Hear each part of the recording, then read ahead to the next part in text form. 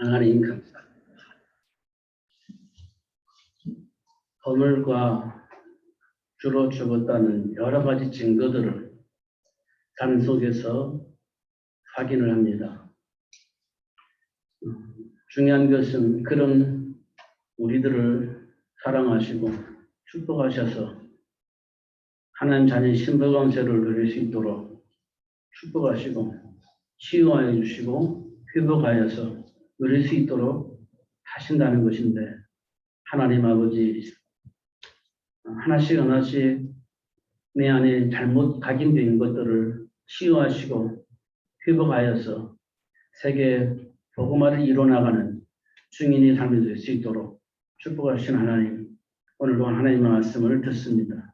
말씀을 통해서 다시 한번 하나님 주신 축복을 확인하게 하시고 삶 속에서 왜곡하는 사단과 싸워 이기는, 승리하는, 그래서 이 세상을 복되게 하는 증인 될 수 있도록 역사하여 주옵소서. 최고의 축복을 주시고 응답하실 주님을 찬양합니다. 기도할 때마다 응답하시고 확인되게 하셔서 요셉처럼 형통하는 삶, 이삭처럼 백배 복을 받는 삶이 되어지게 하여 주옵소서. 예수 그리스도 이름으로 기도하옵나이다. 아멘.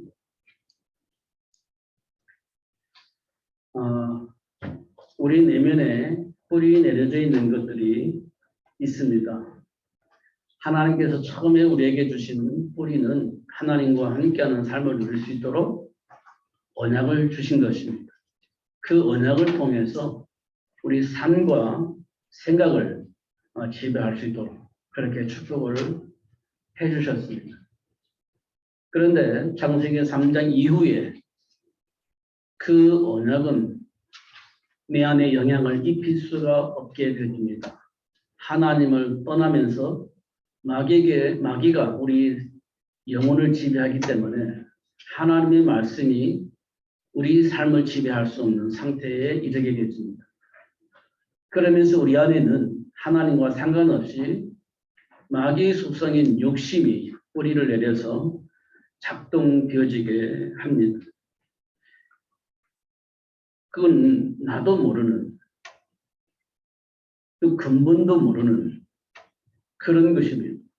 그게 우리 안에 언제부터 들어왔는지, 어떤 통로로 들어왔는지 알지 못하지만 욕심이라는 게 우리 안에 들어와 있습니다. 그것이 작동되어지면서 하나님이 주신 축복을 누릴 수 없는 상황을 만들어가는 것을 확인할 수 있습니다. 중요한 것은 이 욕심은 모든 삶의 환경이나 우리 체질, 인격을 완전히 왜곡을 합니다. 이게 욕심이 작동되어지면 우리가 알고 있는 지식과 인격과 상관이 없습니다. 왜곡된 행동을 하게 되어지고 왜곡된 말을 하게 되어집니다. 왜 그러냐면 욕심이 우리 안에 작동되어질 때 그런 현상이 일어나는 것을 확인할 수 있습니다. 중요한 것은 이 욕심이 작동되어지면 인간관계도 깨져버립니다. 그래서 어떤 일이 벌어지냐, 서로 욕을 하고 분쟁을 하다가 결국 사람을 죽일 수도 있습니다. 근본적인 것은 욕심입니다. 이 욕심을 통해서 이간질하면 인간 간의 관계가 깨지면서 어떤 일이 벌어질지 알 수 없는 상황을 만들기도 합니다. 왜냐하면 서로를 신뢰할 수 없게 만들어버리기 때문에 그래요. 서로를 신뢰하지 못해요. 그러니까 결국은 나는 내가 지킨다, 이런 겁니다. 나는 내가 지킨다. 함께 삶을 살 수가 없어요. 왜냐? 신뢰하지 못하니까. 나는 내가 지킨다. 그러니까 이기적인 삶을 살 수밖에 없는 상황이 벌어집니다. 그럼 전도는요? 될 수가 없습니다. 내가 평안하지 않는데 어떻게 평안의 복음을 말할 수 있겠습니까? 그럴 수가 없습니다.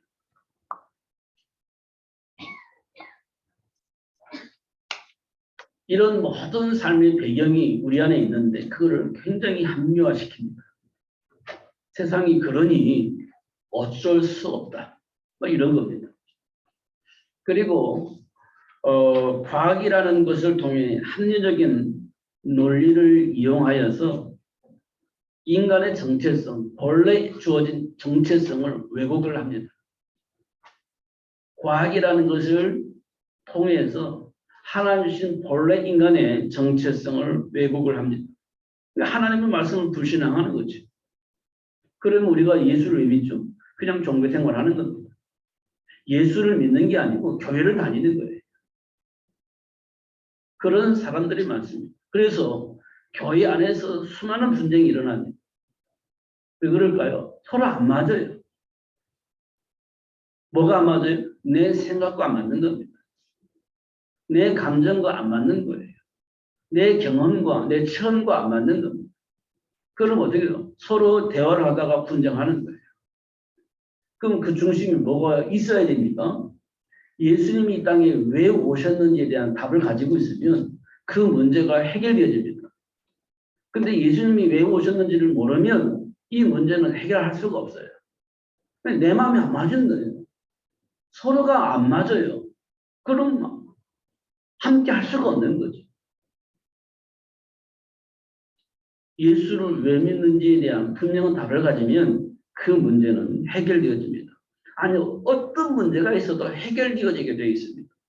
예수 안에서. 근데 예수 밖에서는 어떤 논리를 가지고 어떤 경험과 지식을 전달해도 해결되지 않습니다. 왜 그럴까요? 이간질하는 사단이 있기 때문에 그래요. 뭘 가지고 이간질하냐? 내가 경험한 것 가지고, 내가 알고 있는 상식을 가지고 이간질하는 겁니다. 그러면 안 되는 거예요. 절대 하나가 될 수가 없고 분쟁은 그칠 수가 없습니다. 예수를 알아야만이 그 분쟁이 끝나는 겁니다. 예수를 알아야만 이간질이 끝나는 거예요. 그렇지 않냐고서는 해결할 수가 없어요. 해결되지 않습니다. 그러면 이 세상 분쟁은요, 어쩔 수 없이 계속 일어나는 겁니다. 교회 안에서 일어나는 세상은요, 더더군다나 말로 표현할 수가 없죠. 왜냐하면 하나님의 말씀을 불신앙하는 겁니다. 세상에서 말하는 그 논리를 가지고 하나님의 말씀을 이해하려고 하니 이해가 되지 않죠.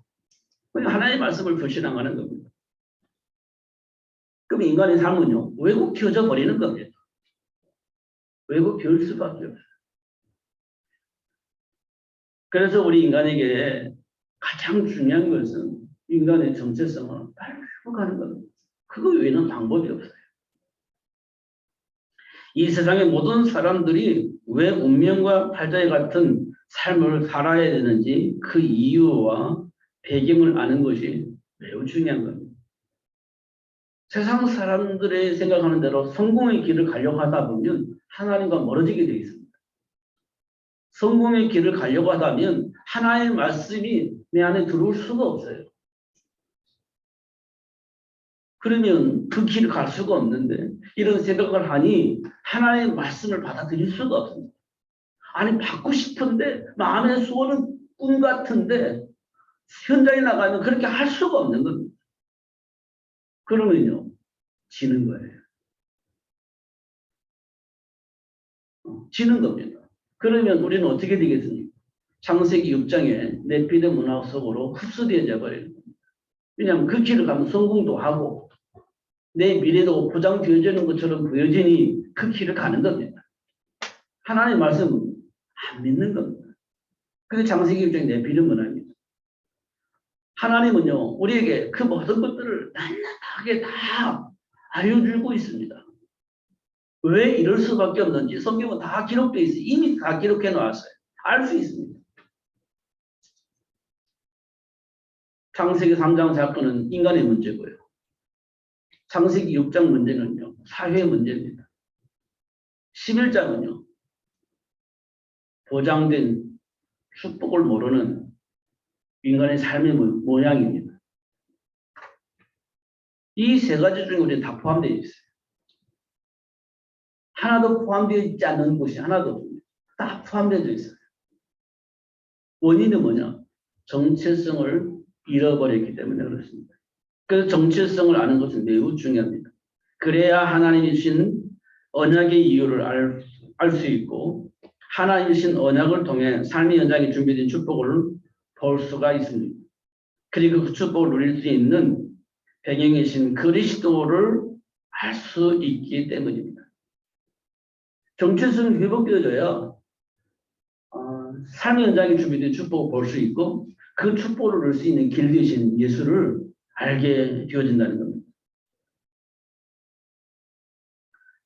그러면 하나님은 당신이 약속한 축복을 누릴 수 있는 자임을 알 수 있도록 문제를 허락하시고 그 문제로 삶의 배경을 알 수 있도록 그리고 문제의 배경에는 사탄의 일을 그리스도 이름으로 멸할 수 있고 삶의 문제를 해결하며 준비된 복을 누릴 수 있도록 역사하고 계십니다.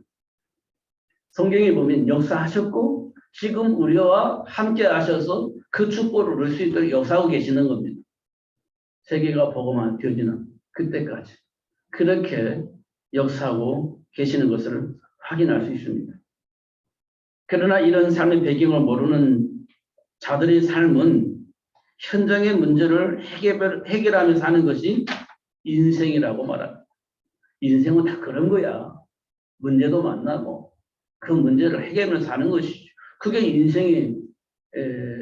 인생이지. 이렇게 얘기를 합니다. 원인은요? 몰라.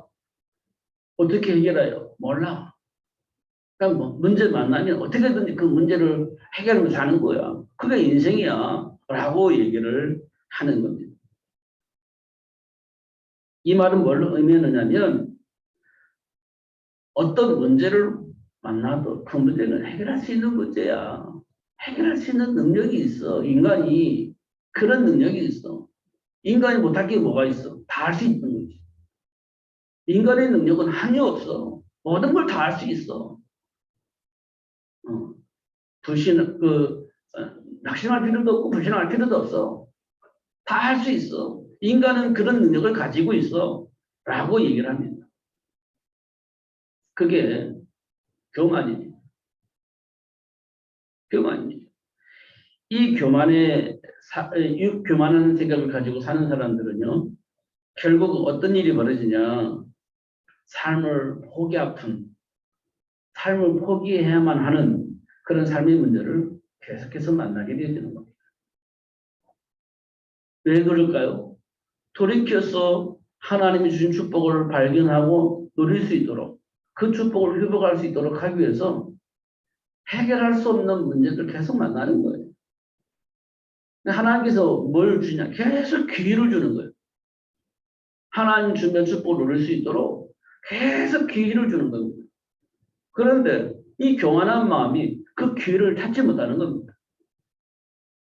그 기회를 누리지 못하는 거예요.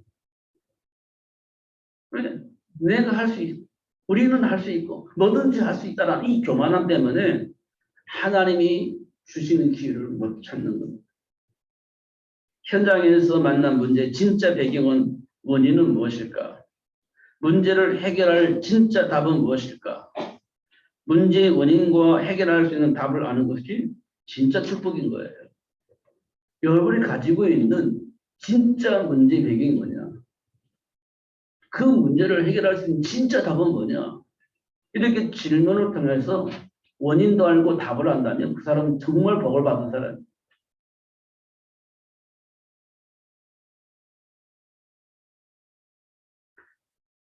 서론에 얘기했던 것처럼 우리 안에 가장 큰 문제, 모르겠는데 정말 우리 인생을 왜곡하고 망하게 만드는 문제, 그게 뭐냐? 욕심입니다. 다른 말로 말하면 동기 이렇게 표현할 수 있습니다. 근데 그 어디서 왔냐? 몰라. 배경이 뭐냐? 몰라. 근데 이 욕심은 태어날 때부터 가지고 태어나요. 갓난 아기도요. 그 욕심이라는 게 가지고 있음을 확인할 수 있어요. 다른 말로 하면 동기를 가지고 있음을 확인할 수 있어요. 그냥 그게 본능이에요. 본능입니다. 근데 그게 어디서부터 왔느냐? 몰라. 근데 성경은 뭐라고 말하냐? 하나님을 떠나면서부터 발생한 문제다. 이렇게 얘기를 하고 있습니다. 하나님을 떠나면서 발생한 문제. 그 하나님을 떠나는 문제를 보고 죄라고 하는 겁니다. 하나님을 불신하고 떠난 것을 죄라고 해요. 죄의 싹은 사망이에요. 죄를 가지고 있는 사람은 사망의 법에 묶이는 겁니다. 그럼 어떻게 살아요? 일생 동안 마귀에게 종노릇 하며 살 수밖에 없는 상황이 생긴 겁니다. 그걸 보고 원죄, 본질상 진노의 자녀 이렇게 얘기를 하고 있습니다. 예수님이 오신 이유가 그겁니다. 그런 죄와 사망의 법에 묶여있는 우리를 해방시켜 주시려고 이 세상에 오신 겁니다. 그 예수를 안다는 게 얼마나 중요한 게 알겠죠. 예수를 왜 믿어야 되는지 이유를 알겠죠. 근데 우리는 이거를 간과해버리는 겁니다. 왜요? 내 안에 있는 감정 때문에, 내 안에 있는 상처 때문에, 내 안에 있는 자존심 때문에 하나님과 함께하는 삶의 비밀인 그리스도를 간과해버리고 말아요. 누릴 수가 없는 겁니다. 근데 왜 그렇게 작동되냐? 내 안에 있는 동기를 내려놓을 수가 없으니, 내 안에 있는 욕심을 내려놓을 수 없으니 예수를 잡을 수가 없어. 그래서 안 되는 겁니다. 잘 확인해 보세요. 이 생각을 조금만 전환을 하면 우리가 어느 만큼 복을 받은 사람이냐? 감당할 수 없는 복을 받은 사람이에요. 상상할 수가 없고 계산할 수가 없는 복을 받은 사람이라는 것을 알 수 있어요. 세상을 바꿀 수 있는 복을 가진 거예요. 세상을 가장 아름답게 하나님 보시기에 가장 아름다운 모습으로 바꿀 수 있을 만큼 복을 받았어요. 근데 그걸 어떻게 표현할 수가 없어요. 그래서 하늘을 두루마리로 삼고 바다를 먹물로 삼아도 하나님 우리에게 주신 축복을 다 기록할 수가 없는 거예요. 그만큼 복을 받은 거예요. 그런데 그 복을 모르니 아무것도 아닌 것 때문에 싸우는 거예요. 인간에게 가장 중요한 것은 하나님이 주신 정체성을 아는 겁니다. 이거 모르면 예수 믿는 것이 뻥이에요. 뻔히. 문제의 근본을 모르는데 어떻게 문제를 해결할 수 있겠어요? 해결할 수는 없죠. 지금 뉴스를 보면 북한에서 넘은 어부들을 강제적으로 북한에 보내줬다. 이런 뉴스 굉장히 많습니다. 그런데 북한에 넘겨지는 그 어부가 가기 싫으니까 자기 머리를 벽에 부딪혀서 자기 머리를 깨트려버렸다. 왜 그랬을까요? 북한에 가면 자기들이 어떤 처지가 될지를 알기 때문에 죽어서라도 나는 안 가겠다. 이런 표현이다. 이렇게 말들을 해요.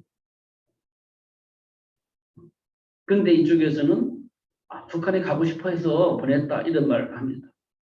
이게 이제 충돌이 되는 거죠. 이것 때문에 서로 막 싸우고 있습니다. 누구 말이 맞냐? 몰라. 근데 하나님 말씀을 통해서 보면 뭔가 왜곡되어 있는 겁니다. 정체성을 잃어버리니 답이 없는 거예요. 본래 하나님에게 사람에게 주신 정체성을 회복할 수 있다면 살리는 게 목적이 있고 복을 받는 데 목적이 있고 치유가 되어주고 회복되어지는 데 목적이 있는 거예요. 옳고 그름이 중요하지 않습니다. 물론 옳고 그름 성경에 보면 틀린 것은 벌을 받는 거예요. 그러나 하나님이 원하시는 그 방향 맞추면 답이 쉽게 나오는 것을 확인할 수 있습니다. 이 정체성을 회복하는 것이 가장 중요해요. 하나님이 주신 본래 인간의 정체성을 보면은요, 악귀 들린 사울왕의 행동을 본 다윗이 어떻게 했는가 확인해 보세요. 조롱했나요? 그렇지 않습니다. 하나님을 막 찬양했습니다. 왜요? 앞뒤 들린 그 귀신을 쫓아내버렸어요. 그리고 본래의 모습을 회복될 수 있도록 그렇게 했습니다. 그게 하나님 우리에게 준 축복이에요. 저주와 재앙 속에 있는 그 사람을 살려내도록 하기 위해서 하나님 우리를 축복하신 거예요. 엘리 제사장과 아들들이 엉망진창이었습니다. 하나님과 전혀 소통이 되지 않는 그런 행동들을 했어요. 근데 그때 하나님께서 사무엘을 불렀습니다. 사무엘이 하나님과 소통을 하면서 엘리 제사장을 비판했나요? 그 아들들을 어떻게 했다는 말이 있나요? 없어요. 사무엘은 뭐 했나요? 하나님과 소통하면서 하나님이 원하시는 것을 백성들이 전하는 것뿐이 없었습니다. 엘리 제사장을 욕하거나 정죄하거나 그런 적이 없어요. 그게 그렇게 된다면 사단의 통로가 되어지기 때문에 사단이 이용하는 걸 알기 때문에 그렇게 하지 않았어요. 노예로 판 형들을 만났습니다. 그때 형들이 어떤 행동을 했는가 요셉이 봤어요. 요셉이 형들을 보고 형들에게 뭘 말했냐? 당신들이 나를 이곳에 판 것이 아닙니다. 하나님이 나를 이곳에 보낸 것입니다. 이렇게 얘기를 합니다. 형들을 통해서 하나님이 원하신 그 일을 이루기 위해서 나를 이곳에 보낸 겁니다. 당신 날도 판 게 아니에요? 라고 얘기를 한 겁니다. 이게 하나님이 인간에게 준 축복이에요. 근데 우리는요, 이런 삶을 살 수가 없어요. 살 수가 없습니다. 안 사라집니다. 왜 그럴까요? 사단이 우리 안에 뿌리내리지는 욕심과 동기 때문에 이런 삶을 살 수가 없는 거예요. 잃어버린 인간의 정체성을 잃어버린 인간의 삶의 모습을 우리가 확인할 수 있죠. 결국 정체성을 잃어버린 인간은 어쩔 수 없는 삶을 살아야 되는데 그 배경을 보면 죄와 사망의 법에 묶여 있기 때문입니다. 두 번째는 허물과 죄로 죽은 상태이기 때문에 그렇다. 죽어버렸다는 거예요. 죽을 것 같은 것이 아니라 죽어버렸다는 겁니다. 과거 완료입니다. 죽어버렸다. 소망이 없는 거죠. 그래서 일생 동안 마귀에게 종로로 탈 수밖에 없었다. 이겁니다. 수없이 들었던 얘기인데 우리가 깊이 우리 내면을 확인을 해봐야 됩니다. 그래서 하나님은 잃어버린 정체성을 회복하도록 역사하고 계신다. 잃어버린 정체성을 하나님 주신 축복을 누릴 수 있는 정체성을 잃어버린 우리에게 찾아오셔서 하나님 주신 정체성을 회복할 수 있도록 역사하고 계신다. 그래서 어떻게 해요? 지속되는 기근의 문제를 만나게 하십니다. 그리고 그 문제를 통해서 어떤 선택을 하고 있는지 그 배경은 무엇인지 알 수 있도록 그렇게 역사를 하시고 당신이 약속하신 언약 안에 준비된 축복을 볼 수 있도록 그리고 돌아서서 그 준비된 축복을 누릴 수 있도록 역사하시는 하나님께서를 보게 되어집니다. 드러나는 건 아주 중요한 시간이에요. 우리는 본질상 진노의 자녀이기 때문에 막 드러나는 겁니다. 배경이 막 드러나요. 어쩔 수 없이 드러나는 겁니다. 그것이 내가 예수 믿는다는 이유만으로 막 자기를 학대하고 나는 왜 그럴까 그렇게 방황할 수밖에 없는 사건들이 막 일어납니다. 그건 왜냐하면 내 안에 이미 뿌리 내려져 있는 그런 것들 막 드러나는 시간이에요. 그게 무슨 시간이에요? 치유되는 시간이에요. 회복하는 시간이에요. 그것 때문에 막 갈등하고 고민할 필요가 없는 겁니다. 드러내서 치유하는 거예요. 왜 그게 안 되면 어느 날 막 그것 때문에 하나님의 관계가 무너질 것이기 때문에 드러내서 치유해 주셔서 하나님이 준비한 축복을 누릴 수 있도록 정체성을 회복하기 위해서 그렇게 하시는 거거든요. 근데 우리는요, 오해를 하고 있는 거예요. 왜요? 사단이 왜곡하니까. 죽음의 위기 앞에서 예수님을 3번씩이나 저주하면서 모른다고 했던 베드로. 사랑하는 어부로 부름받았잖아요. 결국은 하나님이 약속하신 세계를 복음할 수 있도록 준비된 어린 양을 양육할 수 있는 축복을 가지고 있었잖아요. 그런데 안 되는 겁니다. 내 안에, 베드로 안에 이미 뿌리 내려져 있는 그런 것들이 있기 때문에 안 되는 거예요. 그래서 드러내서 치유하여 주시고 하나님 원하신 준비하신 축복을 얻을 수 있도록 역사하시는 것을 우리가 확인할 수 있습니다. 골리앗 장군 앞에 선 이스라엘 군인들 보면 하나님 백성이잖아요. 하나님이 함께하는 나라의 군인이잖아요. 그런데 골리앗은 아무것도 할 수가 없어요. 근데 다윗을 통해서 골리앗을 이기게 합니다. 그리고 이스라엘 군인들의 생각과 마음을 바꾸도록 하십니다. 한 번만 더 생각해 보면 문제는 불신자들은 문제는 저주와 재앙이겠지만 예수를 믿는 우리에게 오는 문제는 예수를 믿기 전에 이미 내 안에 뿌리 내려져 있는 각인되어져 있는 그걸 드러내서 그리스도 되신 예수 이름으로 치유받는 시간, 그리고 준비된 축복을 회복할 수 있는 시간으로 역사하시는 시간표임을 우리가 확인할 수 있습니다. 결국 삶의 현장에 준비된 축복을 얻을 수 있도록 역사하십니다. 우리 삶의 현장에 수많은 세계를 복음할 수 있는 준비된 축복이 지금 우리 삶 속에 있는데 그거를 불신자들 다 장악을 했기 때문에 그들이 이 세상에 세계를 복음하기 위해 준비된 모든 축복을 불신자들이 지배를 하고 있기 때문에 하나님의 백성들이 그걸 차지해야 되는데 못 차지하는 겁니다. 실력이 안 되니 빼앗을 수가 없어요.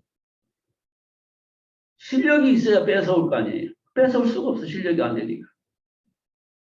뺏을 수가 없으니까 결국은 먹고 살아야 되니까 사단에게 지배를 받는 그 사람들에게 물을 끌어야 되는 거예요. 리더가 아니라 종으로 살아야 되는 거예요. 실력이 부족하니까. 세계 복음화는요. 안 되는 거지. 그래서 하나님 우리에게 실력을 갖추는 거예요. 실력을 갖추게 만드는 거예요. 그래서 세계를 복음할 수 있는 경제를 빼앗아 오는 거예요. 그게 경쟁력입니다. 그걸 어떻게 해요? 그리스도 안에 있는 지혜와 지식의 모든 부활을 내 것으로 만들어서 뺏어오는 겁니다. 요셉이 노예로 팔려나갔는데 결국 애굽의 왕궁에 들어가서 전 세계를 살릴 수 있는 삶을 살게 되어집니다. 어떻게 해요? 지식이 있는 겁니다. 능력이 있는 거예요. 그럴 만한 능력을 갖춘 겁니다. 그럴 만한 실력을 갖춘 거예요. 어디 안에서? 그리스도 예수 안에서. 하나님 신 언약 안에서. 그런 것들을 찾아내는 겁니다. 결국은 요셉을 통해서 세계가 살아나는 거죠. 그럼 모든 세계가 누가 앞에 무릎 꿇겠어요? 요셉에게 무릎 꿇겠죠. 그게 세계복음의 비밀입니다. 저와 여러분에게 주신 축복이 그겁니다. 그리스도 안에 감춰져 있는 지혜와 지식의 모든 부활을 발견하여 누릴 수 있도록 하나님 우리를 자녀 삼아 주신 거예요. 그러면요, 세계를 복음하기 위해 현장에 준비된 모든 축복을 내 것을 만들 수 있죠. 그거 해야 되겠지, 안 해야 되겠어요? 해야 되겠지. 근데 그게 돼야 안 돼요? 안 되죠. 왜냐? 사단이 만드는 세상 풍조를 통해서 우리 생각과 마음이 빼앗겼으니 그 축복을 향해서 준비하고 도전할 수가 없는 겁니다. 그게 세상 풍조예요. 그게 세상 문화입니다. 사단의 작품이죠. 거기에 우리는 말려 들어있는 겁니다.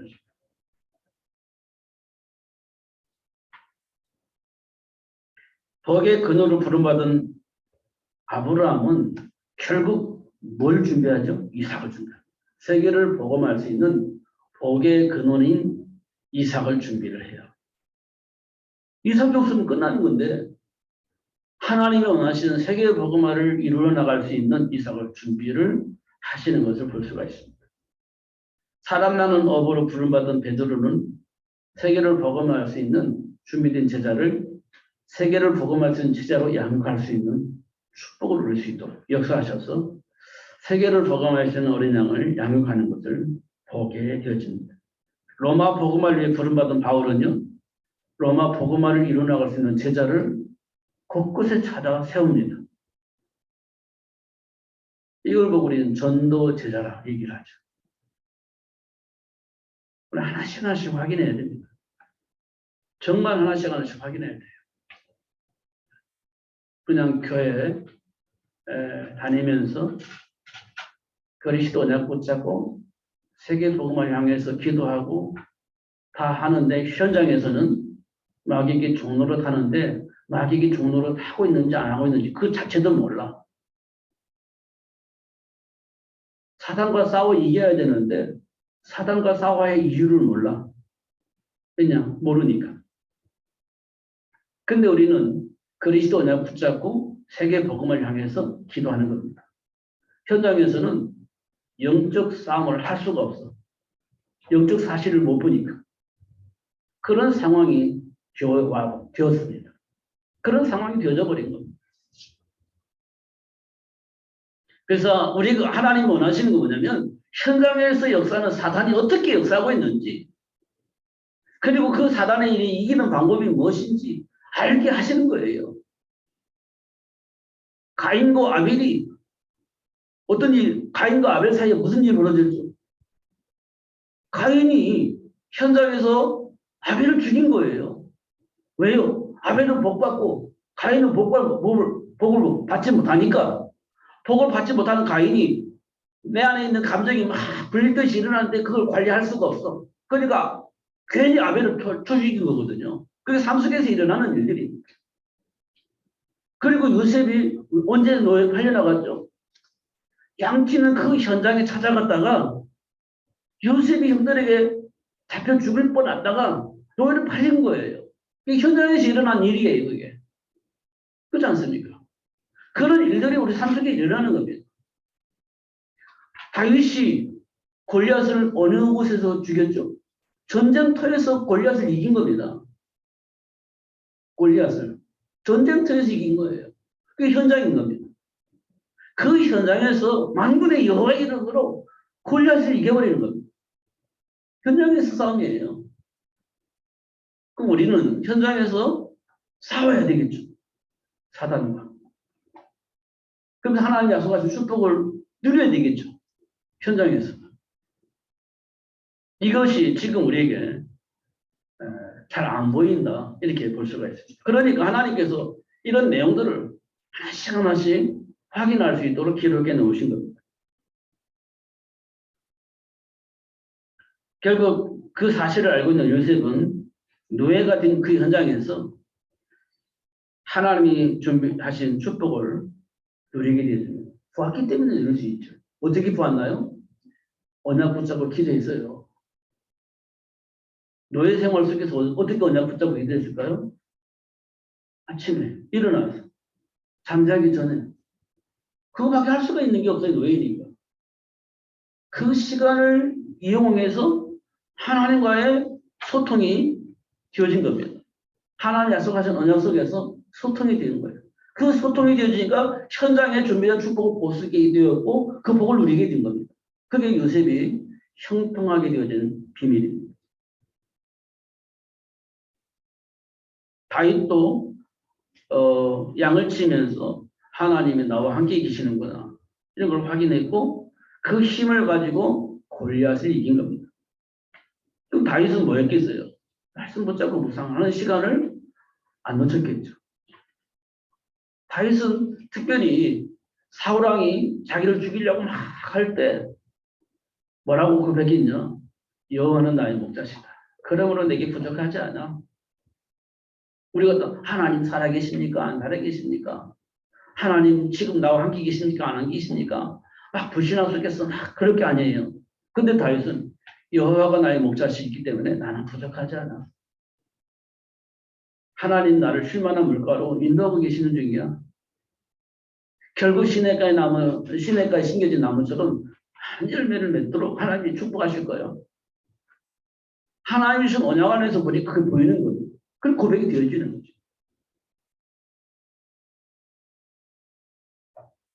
다윗이 누린 축복은 특별한 게 아닙니다. 하나님과의 관계 속에서 소통되어지니 그 복을 누릴 수밖에 없는 삶을 살게 되어진 겁니다. 그 로마 복음을 위해서 준비된 생명건 중직자들 있잖아요. 왜 생명 걸었을까요? 정체성을 회복하니 생명을 건 겁니다. 중직자 인직을 하면 로마서 16장 일꾼들을 얘기를 해요. 보호자, 동역자, 식주인 그 얘기를 대부분 합니다. 동역자, 보호자, 식주인 그렇게 얘기를 합니다. 그건요 틀린 말은 아니에요. 근데 그게 교회 중심이 되어지라는 얘기입니다. 틀린 말은 아닌데 하나님 원하시는 세계를 복음하는 그 일에 우리가 동역자가 되어지는 거예요. 세계 복음화를 위해서 함께 가기 위해서 보호자가 되는 거예요. 식주인이 되는 겁니다. 세계 복음화를 위해서 하는 거예요. 그 사실을 아는 사람들이 생명을 구하는 거지. 로마서 16장 일꾼들 이렇게 표현하죠. 그럼 그들을 통해서 무슨 일이 벌어지냐? 로마 복음화가 이루어진 거예요.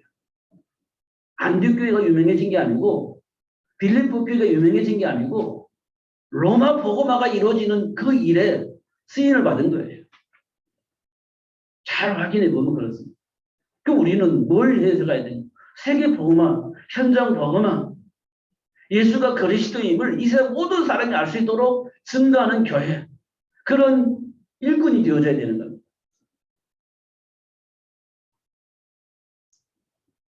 그걸 위해서 생명 걸어버린 겁니다. 그러니까 그 사람들이 모인 겁니다. 보호자가 되는 거고, 식주인이 되는 거고, 동력자가 되어지는 겁니다. 그래서 일어난 일이 로마 복음화입니다.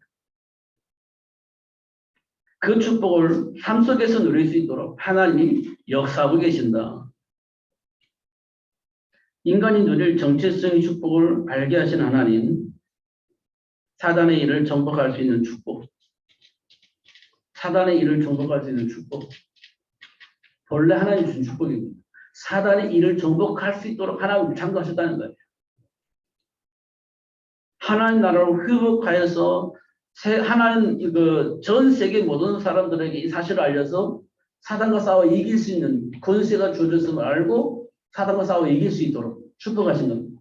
원래 하나님이 인간에게 준 축복이에요. 그걸 우리는 속히 회복해야 됩니다. 세계복음을 위해서 역사하시는 하나님 시간표를 보면 볼 수 있어요. 세계복음화라고 하는 이 단어 속에서 나를 봐야 돼요. 그건 볼 수 있습니다. 하나님의 말씀을 거부할 수밖에 없는 환경이 만들어지겠죠. 하나님께 나가야 되는데 나갈 수 없는 상황을 만들 수도 있기도 하겠죠. 상황이 그럴 수도 있잖아요. 그럼 우리는 어떻게 됩니까? 하나님께 기도해야 되죠. 하나님과의 관계를 회복할 수 있도록 하나님 역사해달라. 기도해야 되겠죠. 그냥 말로만 아니라 실제적인 상황이 벌어졌으니 실제적인 기도를 하는 겁니다. 왜곡하는 사단을 결박하고 하나님과의 관계, 하나님과 소통할 수 없도록 만드는 그 모든 상황 속에 역사하는 사단 결박하고 계속 결박해야 되겠죠. 그것 때문에 하나님과 관계가 회복되지 않으니 소통이 되지 않으니 그 문제를 통해서 역사하는 사단을 결박해야 되죠. 굉장히 중요한 일입니다. 그러면서 하나님께서 우리에게 알린 것은 출애굽의 축복입니다. 400년의 노예 생활을 하고 있는데 그 문제를 해결할 수 있는 비밀. 희생제의 뭐를 그냥 피해요. 다 죽이면 되겠지. 아니, 희생제물의 어린 양의 피를 통해서 하나님과 관계가 회복되어지면 해방이 되어지는 거예요. 현장에 있는 모든 사단의 통로를 다 차단하면 되겠지? 아니요. 하나님과의 관계가 회복되어져야 되는 겁니다. 광야 40년이 뭡니까? 하나님과 함께하는 삶의 비밀을 아는 거예요. 하나님과 함께하는 삶을 누리는 겁니다. 그게 광야 40년이에요. 물이 없을 때, 고매바다 가로막혔을 때, 먹을 것이 없을 때, 지도자 모세가 없을 때, 그건 난리 났습니다. 항상 난리였습니다. 근데 그때마다 하나님께서 우리에게 보여주신 것은 하나님이 우리와 함께 하신다는 사실을 알려주신 겁니다. 그게 광야 40년이었어요. 가나안 정복은요. 야, 우리가 상대할 수 있는 군인들이 아니야. 진지도 얼마나 튼튼하게 구축되어지는지 몰라. 우리는 가면 죽습니다. 라고 12명이 다 얘기를 합니다. 똑같이 봐. 현장 보는 건 다 똑같잖아요. 그런데 여호수아 갈렙은 똑같이 봤는데 그들의 중심에 뭐가 있어요? 하나님이 약속하신 언약을 가지고 있습니다. 현장은 똑같이 봤는데 그 현장 보고 10명은 그 현장을 보고하고 들어가지 맙시다 얘기를 했습니다. 근데 똑같이 봤는데 여호수아 갈렙은 하나님이 약속하신 언약을 통해서 그 현장을 보게 된 겁니다. 그럼 어떻게 들어가는 거지. 여호수아 갈렙을 통해서 가나안이 정복되집니다. 가나안이 정복돼요. 10명의 소리를 들었더라면 가나안 못 들어갑니다. 사실이니까. 그런데 하나님이 약속하신 언약을 통해서 보니까 들어가면 그 막강한 그 가나안 땅이 정복되어지는 거예요. 그걸 보고 들어가는 거지. 그래서 가나안 땅이 정복되어진 겁니다. 하나님이 준비하신 축복과 사명을 발견한 자는 하나님 나라를 회복할 수 있는 렘넌트를 준비하게 합니다. 준비합니다.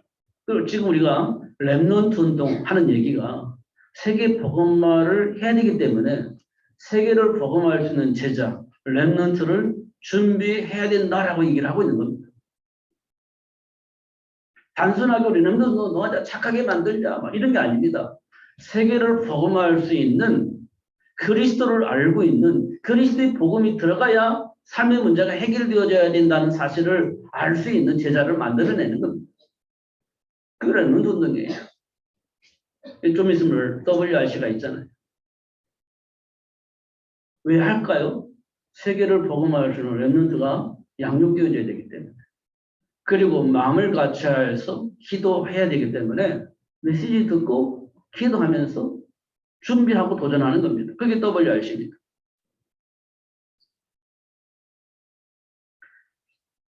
왜냐하면 세계는 이미 망가져 버렸습니다.